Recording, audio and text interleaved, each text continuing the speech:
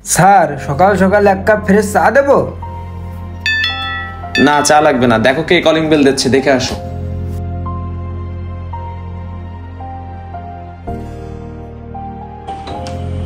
ভাই কে? ভাই আমি এই যে বৃদ্ধাশ্রম থেকে আসছিলাম। আচ্ছা আপনি একটু দাঁড়ান, আমি স্যাররে বলে আসি। আচ্ছা ঠিক আছে।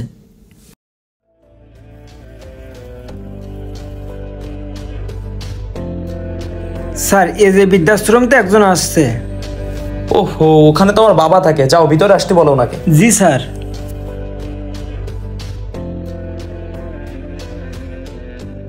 ভাই ভিতরে আসেন।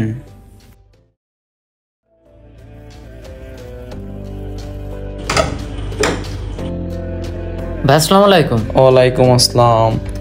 রাসেল, ওনাকে একটা চেয়ার এনে দাও। জি স্যার। ভাই হুট করে অফিসে আসলেন যে, কি কোনো সমস্যা? জি ভাই, একটা সমস্যা নিয়ে আপনার সাথে কথা বলতে আসছি। আপনি আমাকে ফোন দিতে পারতেন অফিসে না এসে। আসলে ভাই। ভাই এখানে বসেন। বসেন, বসে কথা বলেন। থাক থাক, অসুবিধা নাই। ঠিক আছে রাসেল, তুমি এখন যাও। কি সমস্যাটা কি এবার বলেন। ভাই আপনার বাবা আগের থেকে অনেক অসুস্থ হয়ে পড়েছে, আর ইদানিং তার ভিতর বেশ কিছু নতুন রোগের লক্ষণ দেখতে পারছি আমরা। আর সে কোনো ওষুধ খেতে চাচ্ছে না, শুধু আপনার কথা বলতেছে। ও আচ্ছা, তো এই বিষয়ে ডক্টরের সাথে কথা হয়েছে আপনাদের? জি, কথা হয়েছে ডক্টরের সাথে। এখন টোটালি আমাদের পুরো টিমটা আপনার বাবার পিছনে সময় দেওয়া হচ্ছে, কিন্তু দিন দিন আপনার বাবা কোনো কথা শুনতেছে না, খুব জেদ করতেছে। আর তার মুখে একটাই কথা যে আমার ছেলে কখন আসবে। এখন তার যে ক্রিটিক্যাল অবস্থা, খুব তাড়াতাড়ি একটা বড় ডাক্তারের কাছে নিতে হবে। আর আপনি তো জানেন আমাদের আশ্রমে খুব বেশি ব্যয়বহুল ট্রিটমেন্ট করানো হয় না। তো আপনারা কি করছেন? আমি প্রতি মাসে মাসে যে একটা বিগ অ্যামাউন্ট দিই আপনাদেরকে। অসুস্থ হয়েছে আপনারা চিকিৎসা করান। কিন্তু ভাই আপনার বাবা তো অনেক অসুস্থ, আর আপনাকে দেখতে চাচ্ছে। অসুস্থ সে হতেই পারে, তার বয়স তো আর কম না। মুরব্বী মানুষ অসুস্থ হবে, এটা এসে এখানে বলার কিছু নেই। আপনি চিকিৎসার ব্যবস্থা করেন, যত টাকা লাগে আমি পাঠাই দেবো। দেখতেছেন না অফিসে কত কাজ, আমি যেতে পারবো না। এ তোর কি স্যার ভালো বেতন বেতন দেই? ওই দেই 4-5 হাজার। তোর তো স্যার নিজে চাকরি দিয়েছে তাই না? হ্যাঁ, স্যার নিয়ে এসে। শোন তোর একটা কথা কই, স্যারের বাড়ি কেউ থাকে না? স্যারের বাপ বৃদ্ধাশ্রমে থাকে কেন? স্যারের বউ ছেলে মেয়ে সবাই আছে বাড়ি, শুধু স্যারের বাবাই বৃদ্ধাশ্রমে থাকে। কারণ হচ্ছে স্যারের বউ স্যারের বাবারে দেখতে পারে না, তাই স্যার বৃদ্ধাশ্রমে থেকে বাবারে। আচ্ছা ঠিক আছে, যা তুই কাজ কাম করকে, তোর সাথে পরে আবার কথা বলবান, যা। ও তাহলে এই ব্যাপার, বুঝলাম।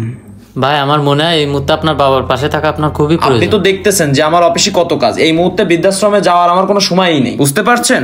আপনি যান, যে আমার বাবারে ভালো ট্রিটমেন্টের ব্যবস্থা করেন। আর যে টাকা খরচ হয়, যদি বেশি হয় সমস্যা নেই, আপনি আমারে জানায়েন, আমি সে টাকা আপনার কাছে পাঠাই দিব। ঠিক আছে, আপনি যান। ঠিক আছে তাহলে, আসসালামু আলাইকুম। ঠিক আছে, ওয়ালাইকুম আসসালাম।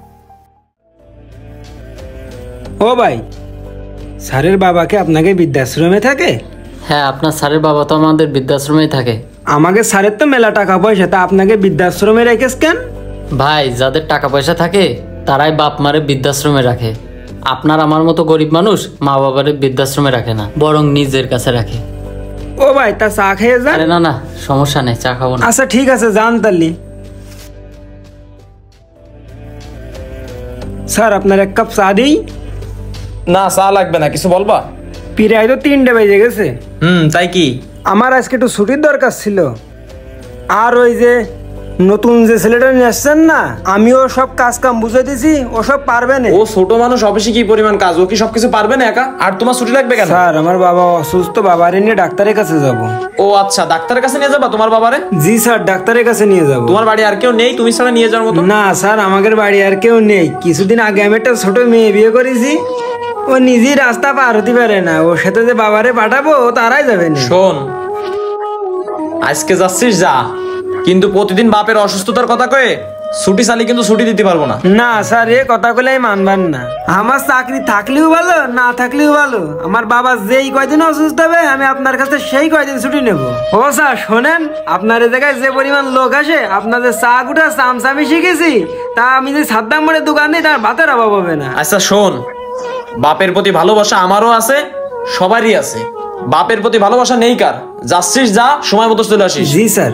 স্যার একটা গোপন গাদায় কথা শুনে আসলাম, করছি কিছু মনে করেন না। স্যার আপনার বাবা নাই বৃদ্ধাশ্রমে থাকে। স্যার আপনি কিন্তু কাজটা মোটেও ঠিক করেননি।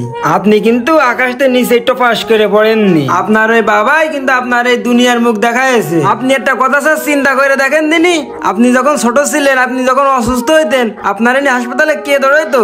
আপনার ওই বাবাই কিন্তু আপনার হসপিটালে নিয়ে যেত। আর আপনি সেই বাবারে বৃদ্ধাশ্রমে রেখে আইছেন। আর আপনার সন্তান আপনারও কিন্তু বৃদ্ধাশ্রমে একসময় রেখে আসবে। তখন কিন্তু স্যার আপনার ওই বাপের কথা মনে পড়বে, কিন্তু আপনার আর কিছু করার থাকবে না। শোনেন স্যার তাকান, আর একটা কথা বলি, ওই রকম বউ 10টা ছাড়বো 10টা বিয়ে করবো, তা বাবারে কোনদিন বৃদ্ধাশ্রমে রেখে আসবো। কিছু মনে করেন না স্যার, তাহলে থাকেন, যাই আমি। আসসালামু আলাইকুম। কি রে, এইমাত্রই তো কথা বললাম, আবার বৃদ্ধাশ্রম থেকে ফোন দিলে। আসসালামু আলাইকুম। ওয়ালাইকুম সালাম। আমি এই যে বৃদ্ধাশ্রম থেকে বলছি। জি ভাই, কিছু বলবেন? আসলে আমি এক্সট্রিমলি সরি, আপনার বাবা বেঁচে নেই। কি? আপনারা কি ডেড বডিটাকে নেবেন নাকি আমাদের এখানে বন্দোবস্ত করবেন? আমি আমার বাবার সাথে কি অন্যায় করেছি, দুনিয়ার কোনো সন্তান যেন এরকম না করে। আল্লাহ,